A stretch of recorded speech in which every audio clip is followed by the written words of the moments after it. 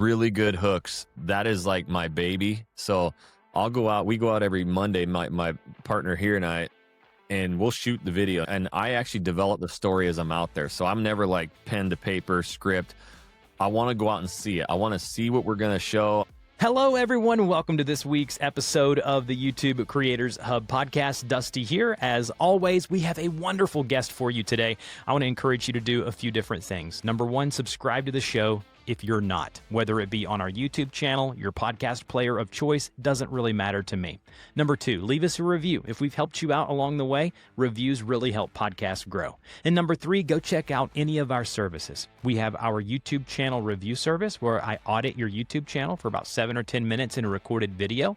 I offer one-on-one YouTube coaching, which I really have been enjoying the coaching calls I've been having recently. And then number three, $5 to $10 gets you in our Mastermind group. That group is now over 150 people strong, and we have monthly Mastermind calls. We have our Discord server, which we treat like a forum, and you have the ability to listen to exclusive podcast episodes that I record every week that I release there on that feed for those people who support the show. So, with all of that said, let's jump into this week's conversation. Joined today by Jackson Wilkey, co-founder of Channel Junkies, the #1 training platform for real estate agents who want to generate free leads with YouTube.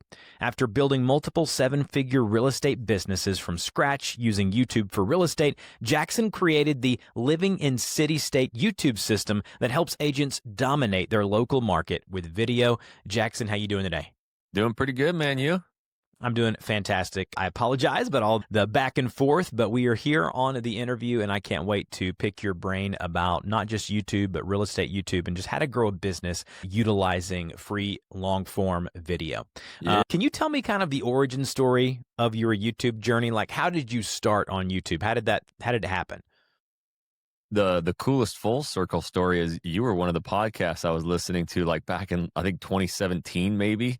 Love it. So it is crazy to now be on here, but long story really quickened up. I'm actually a blue collar worker guy from Idaho, got tired of working power lines. So I quit and moved to Portland, Oregon and got into escrow. So I was like a sales rep for escrow officers. And our goal was to work with real estate agents and get their business. And I started learning that every real estate agent, this is like 2016, 17-ish, whatever, was like talking video, but nobody was really doing it.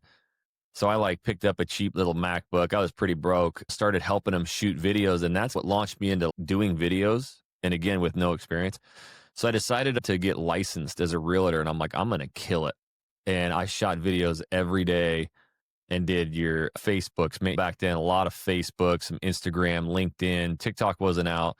And I would randomly just put them to YouTube because it was really like in the real estate world, there's a lot of like kind of gurus who just tell you what they think works, but nobody was really doing it. And so to me, YouTube just never worked. I was like, whatever, I'll stick with this Facebook stuff. But after about a year of like literally thousands of videos, nothing was really working. And then started going down this rabbit hole. This one gal was a blog writer and she found out that by putting a video in her vlog or her blog, it helped rank in Google better. And she was like, might as well make my own video. And it had success by having a YouTube video in there. So she was the first person I talked about who did it. And from that point, I was like, I need to look into this a little bit. So that's what took me down the path of like really trying to figure out YouTube. And there was literally zero real estate agents doing it with like keywords. Like it was just listing videos and random, like day in the life of a realtor video.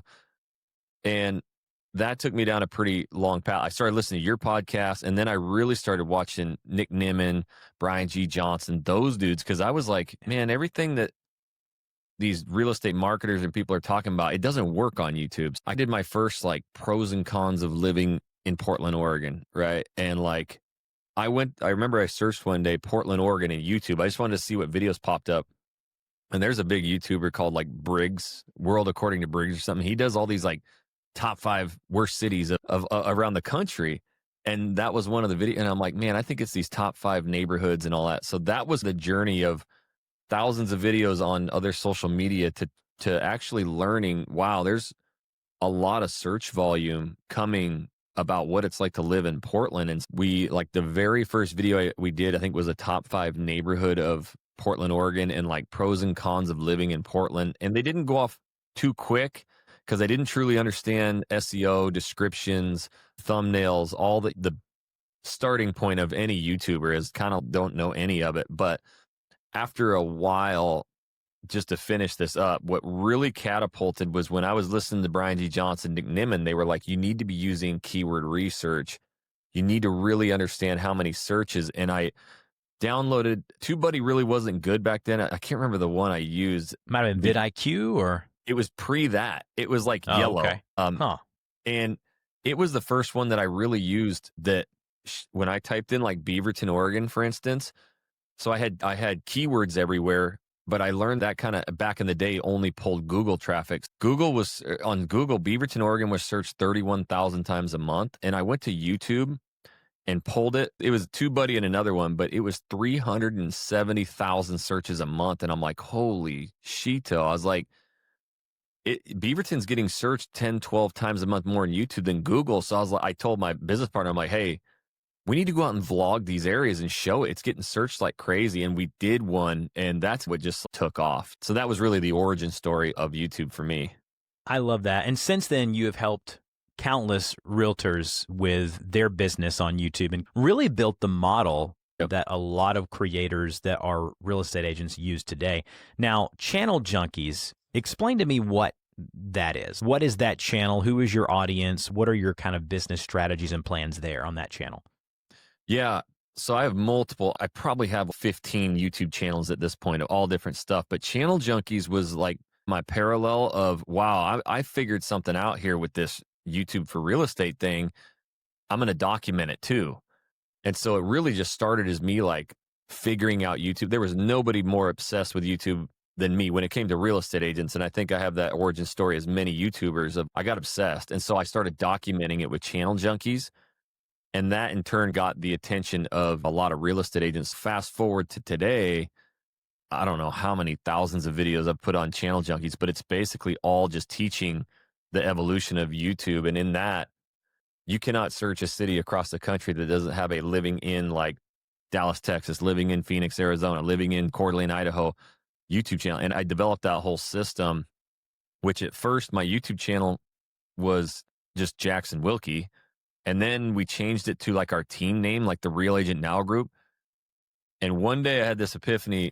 I'm watching Nick Nimmin. As soon as I went to his YouTube channel, like you knew exactly what you were getting. It was how to create a YouTube channel. And I'm like, and then I noticed when I would search other things like YouTube channel name, they would name their channel like the keyword and it was ranking. And I'm like, I told my partner again, I said, hey, I think we should name our channel Living in Portland, Oregon. It's a huge keyword. He's no, that's dumb. Like we want to keep our team name, our brand. And I'm like, no, I think I'm up to something here. So I changed it to Living in Portland, Oregon. So that was the first Living in channel. And then, man, it ranked #1. And you can actually look, if you type in Living in Houston, Texas now, or any of the channels are like ranking up there with videos. So I documented this with Channel Junkies and I still do it to this day, just the evolution of YouTube. So let's talk about what you've learned over time. I've been hired by many real estate agents to help them grow their YouTube channels, and I've helped a bunch of creators. There was a person who was a big part of me growing my brand early on. Her name was, I believe, Christina Smallwood. I don't know if you know who she is. She does housing videos on YouTube, and her channel has exploded. She went on to become one of the larger creators in the space. I do want to ask you, though, what would you say are the things that work now in 2025? If you were to say only pinpoint maybe one or two things, what would it be? So today, what we teach, like in our elite program, is really not like the changes of the algorithm. I don't know if it's really changed in that sense. It's such a competitive landscape now. It's video performance and length. So I'm anti YouTube Shorts. I'm anti sharing my YouTube channel. I'm anti ads. I only want organic reach. And it's very niche with real estate because it's not about overall views and subscribers. I do earn some AdSense, minimal, but we sell homes. So I only want my videos going to people who move and relocate to our areas or want to sell their house. And so the number one, like I get a lot of students come in, agents, and they got channels with just random stuff. And so today's day and age is literally focus on that niche, the people moving, relocating, buying, selling, and nothing else. Don't do top 5 taco spots. Don't do market updates. Don't do the market's crashing. If you want to generate leads the way we do it.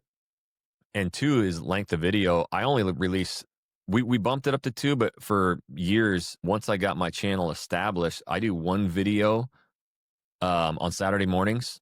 And my videos now are typically anywhere from an hour to an hour and a half long. And I've even experimented with 2.5 hour videos. And over 80% of our traffic comes from the television set. We generate upwards of 250 to 300 leads a month from our YouTube channel. So long average view durations, long form content, and just really honing in on that niche. Why do you think video length plays a part in the success? Or what do you think? Let me rephrase that. Yeah. Doing videos that long, why do you think that works for what you're doing in particular on YouTube?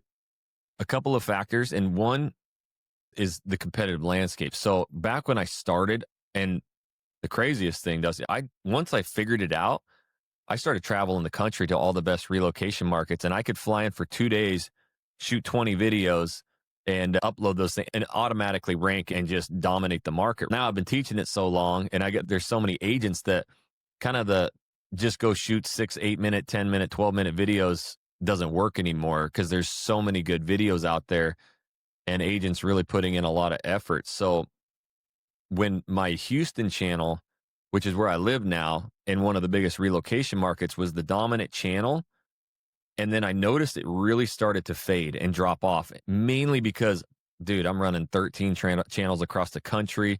I'm coaching agents, and it was so easy for a while. I noticed that a lot of my students were kicking my butt, outranking me. Their videos were better, they're longer, and that's when I did one of 2 things. One, I looked at my channel. I had a lot of old videos that weren't doing anything anymore. So that was bringing my average view durations down, not ranking my whole channel. And 2, I was like, I got to go out there and make better videos. And in our niche, so the second part of this, think about it. When people are moving, buying a house, it's literally the biggest decision of their life. And so this isn't something they're just going to Starbucks and wasting time in line or sitting on the toilet, which is the big misconception in real estate.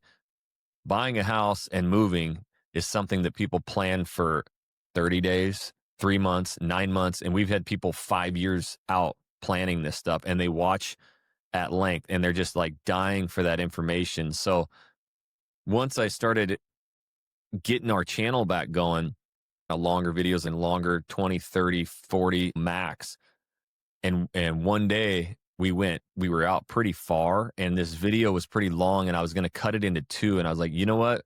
If they don't like the first one, they ain't gonna like the second one. I'm just gonna let it go. And it was an hour and 4 minutes, and it just exploded. Why that works in ours? Again, people are watching it. They want that information. But 2, when it comes to major keywords like Houston, Texas, or Katy, Texas, YouTube's also looking for what's the best performing video, what's getting the most engagement, what's keeping people's attention the longest. And so what I've learned over time, and what we really teach our agents now too, is to try and extend those videos and even shoot for those 15, 18, 20, 25 minute videos. And you got to do them a certain way. But we flipped. We used to get the majority of our traffic, if I went to traffic source, from search. And that just meant, and that's what I teach my agents now. If I look at your channel within 10 seconds, I can tell you where you're going the wrong direction. And a lot of times it's YouTube search is their number 1 traffic source. And this works with many niches. I've done a lot of different stuff. When I can get those average view durations up, that's when suggested and browse flips my YouTube search on traffic. And that's when I start getting all that browse and suggested traffic, and you get that explosive growth. So how do you get the average view duration up? So if you're having these really long videos, it's really a moot point. If the video is 50 minutes and they're only watching 30 seconds, that only is a detriment to the channel.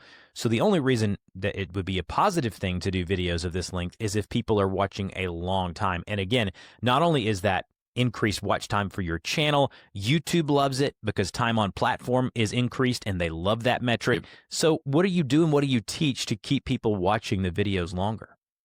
Really good hooks. That is like my baby. So we go out every Monday, my partner here and I, and we'll shoot the video. And I actually develop the story as I'm out there. So I'm never like pen to paper script. I want to go out and see it. I want to see what we're going to show. I want to see because sometimes we vlog suburbs or master plan communities. Sometimes we're just showing homes. And I got to go in and I got to walk them all. I got to see it all because I have to develop that story. And I'm always looking for that one thing. What's that one thing that is different about this one? And it could be like, man, this house is crazy, big, nice, but it has $100,000 price reduction, I learned. So when I'm all done shooting, that's when I actually shoot my intro. And so that's one thing that I'm teaching my agents is you're going to shoot this hook, this intro, and then you shoot a video and it could be completely different. Do all your work, the hard work, figure out something really cool and unique, and then leverage that not only in the hook. I want to hook them with that, and then I'm going to get right into the video and the meat of it. But maybe 2 or 3 times throughout that video, I'm re-hooking them. I might visit that spot again and, hey, wait, you're not going to believe this, this house. We've seen this house before, but what they have upstairs behind the wall, you've never seen that before. But first I need to show you X, Y, and Z. So hooks and re-hooks are the way that I'm able to stretch these out. Because, yeah, we get agents who shoot 20, 30-minute videos, but their average view duration is 2 minutes. And they're like, I did a longer video. And I'm like, look, they didn't like it. And so we study retention graphs of every video, where people drop off, where they, where you pick them up at, retention gain, all that kind of stuff. All right, guys, I want to interrupt the interview just briefly to tell you about our YouTube channel review service. If you're looking for someone to take a look at your channel, I record 7 to 8 minute videos, screencast on your channel, watching your videos, reviewing the different things on your homepage, and hopefully giving you some advice that can help you move the needle on your YouTube channel. Also, I'll have a link below to our email newsletter where you can keep up with me throughout the week, and I release those every Friday, as well as our new Creator Master spreadsheet, where everything that's been listed or talked about on this podcast from any of my guests, I'm curating those into a spreadsheet. And so you just click on the Google Sheets link there and you'll get to see and have access to all of the links. And you're like, oh, what was he talking about? That will be there in that spreadsheet. All right, now back to the show. Can you give me an example or another example of a good hook? And what would be, as far as, do you have a specific time that you're trying to hit, say 12 seconds, 8 seconds, whatever it may be? Yeah. With mine, my hooks are more in that 1.5-ish to 2 minutes. And when we first started, it was very quick. Hey, you're moving to Portland, Oregon, and you want to know the pros and cons of living here? I'm going to tell you all that, and stay tuned. And it was easy. That just worked, and it answered the question. Right. And then we went to this 10-second little like video clip of us playing, like scootering in the city, drinking a beer, and it established brand. And that was the recipe. Like, it just worked. And then we came out and hit them with a call to action. If you're moving, give us a call, shoot us a text, all that stuff. Well, as time evolved and my Houston channel was diving, when I went to all my retention graphs, what did I notice? These just massive drop-offs. And then it would spike back up. And every time I went back to the spike, they were fast forwarding through all that. And so I'm like, man, I got to get rid of the calls to action, the little trailer video, all that, because that's even if they watch it beyond that, they're still skipping through that first section and you're losing that view time. It's a bad metric. So if I nowadays do a hook that's 2 minutes, 2.5, I've actually seen a little bit bigger of a drop off. So I try to do them like 1.5 to 2. And with me, and then I do studio videos too. So I've learned really quickly how to hook people in a studio. And it's, hey, dude, you're moving to Houston, Texas. I've actually got what I'll say is, all right, on this video, this is the most objective or least objective video you'll ever see in your entire life about moving. I'm actually went through and I found what you guys are searching about. I'm going to talk about some of the best areas to live in Houston, but most importantly, a bunch of areas you're going to hate to live in Houston, Texas. I always try and throw, you're going to hate these. You will not believe this stuff. And those are ways that I can hook people quickly. And so with my new vlogs that are an hour long, I've got this new strategy that I actually, if I'm going to show 3 different homes, I actually do a little 20, 30-second segment in each one, and then I pop out. Then a 20, 30-second, the next one. And I only give them enough to where they're curious of what's going on. And each one, I'm going to point out, you'll never guess what's behind here. And, oh, the price reduction on this one. So it's just that constant action. Now I've given them 3 things and they're just like, okay, I got to buckle in. But I always resort back to, but first you need to know that let's get after this. It's interesting. A channel that my daughters both have watched, a kids channel. It's called Adley's World or Adley's something. It's Shonduras is the father of the family. Oh yeah, my daughter was hooked on that for years. He's a really big YouTube creator. But what they do is exactly what you're talking about. Give their intros about a minute and a half. They do these 45-minute vlogs of their family's day, doing really fun things that would entertain children. But they give you just enough in that first minute and a half, and it's really quick hitting. It's a few seconds of every activity they're doing through the day, and it gets you just interested enough to where you're, oh, I want to see that part. I want to see that part. So it's exactly what you're saying is the old adage of the radio tease of you're giving them just enough to get them to stay the duration. And people do that with podcasts on YouTube. I'm doing it with mine now, is give them the little snippets and make them want to consume the entire thing. I love that. Monetization. Making money. What are the different buckets that you're making money from YouTube? So ours is different because I have probably the biggest living in, if I do have the biggest living in channel. Now, not like there's other real estate agents who have bigger subscriber counts, and what they leverage is the AdSense. So they do more of the hot topic stuff, the market crashing. And I actually know a guy who's got one of the biggest ones and met with him a lot. He does those videos every day. And so the difference between what I do and how I make my money and them is they're very focused on that AdSense, and they're in the real estate industry. So CPMs, all that, it's one of the highest paid because of all the financial stuff that can be, the ads that can be put on it. But you'll notice their videos go straight up and die, straight up and die, straight up. And so they have to repetitively do it every day. And I'm a pretty happy dude. So one, talking about negative stuff like eats me alive. But two, I want to sell as many homes as I can. So what we figured out was people were now watching these videos. And then after a while, we didn't get calls until I started saying, hey, we actually love when people reach out to us. We help them move here and buy a house. And they were like, oh my gosh, you're a real estate. That's great. So you got to get your calls to action in there. And they started calling, and then they move and buy a house, and as a licensed real estate agent, we get the commission on that. So total to date, we're over, just my YouTube channels alone, over 800 home sales from these free YouTube channels. And our program in total, Channel Junkies, with these living in channels, it's like well over 2 billion in sales from these. So we make our money on selling the homes. Now, what I've done from that is I've got Channel Junkies. So I teach agents, obviously, how to do this stuff. And then from there, I've branched out and I wanted to learn how to house flip. And of course, there's a million gurus out there and there's all these courses. And I saw this like huge gap. And I'm like, there is not one person documenting starting one. So I started ground up house flipping. And I'm like, it's day one. I have no idea what I'm doing, but I'm going to look at this house to buy. And I drug the camera with me. And so for the past year, I've done 5 house flips. I've documented it all. I got my ass kicked. I've lost money, had the city red tag me, and I have vlogged that whole stuff. And from there, that has turned into a pretty cool partnership with hard money lender companies. And because the hard money lenders want all the loans and I drive all the traffic. So I really monetize all of mine by getting attention. Like I just want all the attention for the house flipping stuff, a few other channels that I have. And then for the real estate side, it's on the sales. But I do make, I think my Houston channel in total, actually I have it right here. If I look, I make about $2,000 a month in the $77,925 on my Houston channel. That's almost 5 years old. So how many leads would you estimate you get per month? Right now, we're actually seeing the real estate markets actually hit like a bottom. I do feel like we're coming out a little bit. My Houston channel last month, they got 98. So that's really low for me. For 99.9% of agents, that would be like ungodly.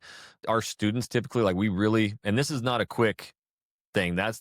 Real estate agents want like that pay for Zillow leads, Facebook leads, get them immediately, but the conversion rate's slim to none. We're like, hey, this is 401k. If you follow our method, our training, and stick to the program, within a month or 2, you're going to start getting reach outs. So like a good, healthy channel could easily start producing 10, 15, 20 leads a month. And that can easily turn into 10 to 25 million in GCI a year, which is 250 to $500,000 a year in commissions, all At, free. out of those 98 leads a month that you got last month, how many Yeah. of them would you say would be converted? Probably, and we have the actual number. It's difficult because if you look at it, some of those people might be 3 years out, but I would Sure. we convert, if you look at the total amount of leads per month or per year, close to 17 to 20%. So Interesting. in the world of real estate, it's just ungodly amount of conversion, right? Because the average conversion on Facebook leads, Zillow lead, is like 0.4%, right? And it's total different game where this is literally people calling you fanatical, can't believe I'm talking to you. But there's a lot of people, that call who are renting or just want some information. And then you get people who love your videos, love you, but they just don't call. I think there's type A personality people who just, I can go straight to this other agent or straight to the builder or whatever and get a better deal, not knowing that we actually negotiate it. Yeah. Yeah, you as a realtor, you're in the people business. So even Yep. if they're calling you about renting, this could be a relationship that leads to 2 or 3 listings down the line, or you get that. Like one call doesn't necessarily equate to just one sale. One Right. call in the real estate business could be a relationship for the next decade that could produce 3 to 4 transactions. So completely understand, and it's very lucrative what you're doing. And as you mentioned at the top, you don't have to have a billion views to see this No. success. This is the type of model, and it's not just real estate. And there's a lot of models on YouTube. I worked with a dentist, a local dentist in the South Florida area on his YouTube channel. We cleaned it up a little bit, and he had to shut down new clients because he Yep. was getting so many people coming through his doors and reaching out to him he became the dentist that was famous, and everyone Yep. wanted to use him. And so that's the power of what YouTube is. What is something that you wish you would have known sooner in regards to YouTube? Maybe it's packaging, maybe it's SEO related, maybe it's about the channel, but just YouTube specific. What's something that you wish you would have known sooner? Man, it's a tough one. It's crazy to go down this path because I'm somebody who's in the trenches too. It's not like I've gotten to a place and then I stopped and I just coach it. So with me, like early on, like knowing who you are is the hardest thing to get across on YouTube. And so when you talk about this dentist or people, and to be honest, my toughest real estate clients are just those who get in their head or try to sound Yes. like somebody else. So a lot of the struggles I had early on with YouTube was because I'm new to Portland, Oregon. I'm new to real estate, and I tried to be this like top realtor. I tried to be this local Portlandia guy, and it just falls on deaf ears, blind eyes. And so knowing that now, it's, man, I go right into these cities, and the first thing I do now is talk about being not from there. I'm not a local. I don't know I'm just like you. I'm helping you move. I love this stuff. And it just tells those people immediately, you're my person. For me, it was a long struggle of not being myself, not knowing who I am, not talking my niche. And then what the other issue with that is it leads to scripting, and it leads to like making stuff up, bullet pointing to where you're just reading stuff and it's not authentic. I think YouTube is one of the most authentic platforms to have your own opinion, voice. And yes, there's SEO, there's thumbnails, there's all that. But when I talk about video performance, like the number one thing is having that authenticity and just standing out. And that's the hardest thing that we coach. So How do you coach someone who doesn't like the way they look or sound on camera? Because that's what a lot of people listening to this would say. Man, I get it. Jackson, you're right. I need to be myself, not try to imitate, be authentic, all the buzzwords. But I turn that camera on and I just freeze. How do you teach that? yeah, I like to be like, I'm at a point now to where I'm more honest with people because a lot of people have bought our program and then they like maybe open up the first page and that's it, or don't open it at all. Inevitably, there's a lot of people who won't do it. So what I use that as my advantage too. Like I can tell them how many people don't go through with this. And one, we've got a system now to where we can give them title, description, tags, your hooks, and do that. And again, we're talking about people who are going to actually shoot videos. The other thing is just practicing those hooks. But one of my favorite things to do, and how I've been able to like work with agents across the country and actually start my own channels in markets I don't know is I act like we're not even on the camera. And a lot of times this isn't on camera. They'll be nervous. They'll be talking about this. I'll just switch the subject and then I'll just start asking, hey, man, what, like if you were moving here again, what area would you move to? Or, hey, I always ask, do a lot of people move here, relocate for work or jobs? Or what are they moving here for? Dude, they switch. They're like, no, actually, there's a new Amazon plant. It's over here on that west side. It's right in between these two lakes. They got crazy homes over. They can talk all day. They can go. And so those are the things that I'll actually help them with. But our number one strategy is really like what I've learned. Map videos work amazing. They're like on my top performing videos. So that's where you can open up a map, share your screen, go through these areas, and really just tell stories about what it's like to work, eat, sleep, live, play there, to the top areas, the different neighborhoods. Where's the Costco? It acts as a natural vlog, natural B-roll, and that camera's really not on you, and you're focused more on the map and talking. And those are ways that we can quickly get those average view durations up too, because what I've learned, even though I got these crazy vlogs and all that now, some of my old map videos, they have the longest average view duration. If you think about your niche audience, they're moving, relocating, and you're going through the map and telling them everything. They just don't leave that thing. There's ways. What's crazy, Dusty, is like I get both worlds. It seems as if everybody would be scared to go out in public with a camera on because people are looking at them, and we have to do that as real estate agents. I get like a 50-50 world. There's some real estate agents who cannot physically go outside. They're so scared of what people are thinking and they forget everything. And then I have the other half and they're like, I like going outside. It's easy. I can see stuff. Talk. But when I'm sitting in a studio and that camera's looking at me, I just freeze up. I freak out. Yeah. And so that is one of our things. The first question I ask them is, what are you most comfortable with doing? Because we can shoot in studios, on screen record, or out in the public. And once I can learn what their style is, then I can carve them a direction to go to lean on their strength. I love that. I love the map videos. I did watch one of your map videos before we got on the call. And so I do know you're basically just doing a screencast. You have a webcam up on you and you're just talking through the different communities, schools, things of that nature. It's a genius idea. And they perform long tail. They're evergreen. They last forever, really. As long as, you could redo them maybe 5-10 years once the area changes.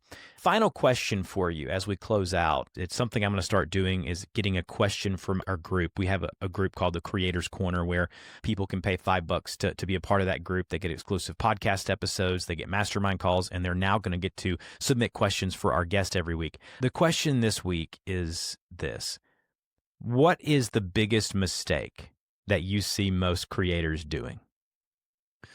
In our niche, and actually a lot of different niches, is like chasing views is what I call it, right? So it feels good when you get that video to pop off and you get a lot of views, but if that view count is coming from a niche and an audience that has nothing to do with what you personally want to sell or do, it's hurting you way more than it's helping you.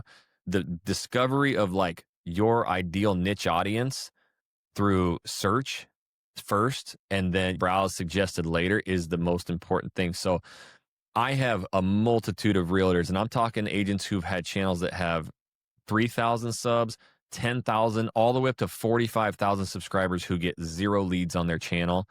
So in my world, the biggest mistake a creator can make is trying to chase views, go outside of their niche, and do different videos just because they're trying to chase views and grow that channel. And next thing, you do a video about moving to Houston, Texas, but your last few videos were about a new sphere coming to Dallas, or the market's crashing, or Tesla video. I've seen the gamut, or YouTube shorts in our world are terrible too. Then you have all of this new traffic who like that one video, but you release a new video on what you actually want to preach and they don't watch it. They click off of it. Your average view durations, watch times. So if you can hyper niche and really focus on that, like my Channel Junkies one I've been doing for 7 years now, I still only get like maybe 30 to 50 views like every 48 hours on my top performing videos. That's thousands of videos I put in. That's so much effort. It's like mirroring how much effort you put into this podcast for how many years. But out of that, we've literally helped tens of thousands of real estate agents. We've sold thousands and thousands of courses. And every time I try to branch out and do something different, Instagram, whatever, nobody wants to watch it. It brings in the wrong traffic and everything just shrinks. So for me personally, I've worked so hard at this like real estate industry and to generate leads and work with a niche that I am so focused on like just good, long, organic videos that are in your niche, in your keywords that you focus on. And branching outside of it is just going to hurt you. And to finalize that, you've probably heard it a million times. I've heard it a million times. People come in with this perception of you got to get to 1,000 subs or 100,000 subs as quick as possible. And they will literally do anything to do it. They will pay for them. They will share it everywhere, but your channel's never going to grow. Yeah, what good is it? Yep. Yeah. No, it really boils down to knowing your audience. Yep. Knowing who you're speaking to. And that really is the way to reverse engineer everything. The video ideas, the thumbnails, the way you edit, everything, it really boils back down to that main points. Again, guys, we've been joined today by Jackson Wilkey. You can check him out over on his many YouTube channels, but the two that I'm going to mention and link in the show notes are going to be Living in Houston, Texas, as well as original. the channel. The OG, the original. Yeah, it actually says that because there's so many of them now, but you'll see it. And Channel Junkies as well on YouTube. Jackson, you are killing it. I know this episode is going to crush as well because so many people ask me how to grow a business on YouTube, how to grow it, things that you are just so articulate about in this episode. So really appreciate your time, and we'll talk to you later. That's a wrap on this week's episode. Don't forget to subscribe. That way, every Friday we go live, you'll know that we're releasing the new episode. You can listen on Spotify, Apple Podcasts, all the normal places. And you can watch us on video if you want to see my face. Don't know why that would be the case, but if you do, you can watch us on our YouTube channel. You just search for my name on YouTube, and you'll find all the episodes recorded there as well. Don't forget all the offerings we have, the Creator Mastermind group, our YouTube channel audits, one-on-one coaching, and our Creator Master spreadsheet with all of the links to everything that's mentioned here on the podcast. With that said, talk to you guys next week.